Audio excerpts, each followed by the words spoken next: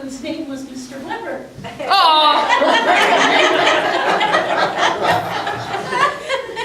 But a lot of people don't know about the Port Farm, or it might be just a huge building out in the countryside if you've been out driving in Rapidan Township.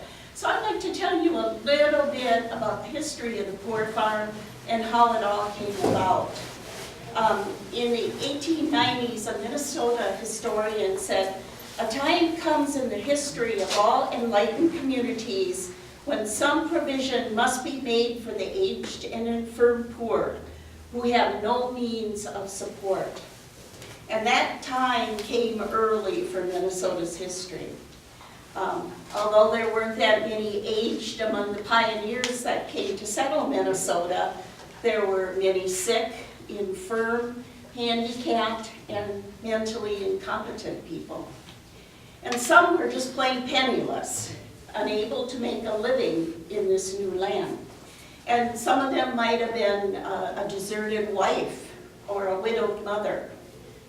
They might have been a fallen woman or an unmarried mother. And some were just the infants of unmarried mothers.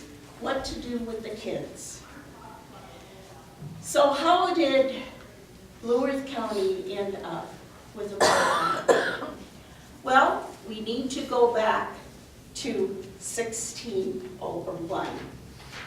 And relief system really became established in the Minnesota Territory in 1849. It was also part of the Northwest Territory, along with, at that time we were not a state, we were attached to Wisconsin yet. So this is part of Wisconsin's laws kind of creeping over into Minnesota. But it replaced the responsibility of the sick and the afflicted who were engaged upon the county and the township government. The principles of public and local responsibility upon which it was based can be traced to the English Poor Law of 1601. It goes back to England. And this was transplanted from England to colonial America by the early settlers of the Atlantic seaboard colony. And then the principles from there were carried to the Northwest Territory and then on into Wisconsin and Minnesota. So what was the 1601 English Poor Law? It placed the responsibility of the poor on local government, and it was the Board of the Commissioners that created the superintendents of the poor. They said it was family responsibility.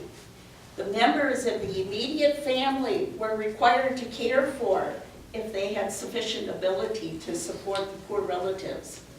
And it was legal settlement, which meant that if there was destitute children, they were made wards of the commissioners. And they could have been apprenticed to households in the community or to learn a trade. If you applied for this relief, you just wasn't handed it. You had to furnish proof that you had been a resident of the county for 12 months.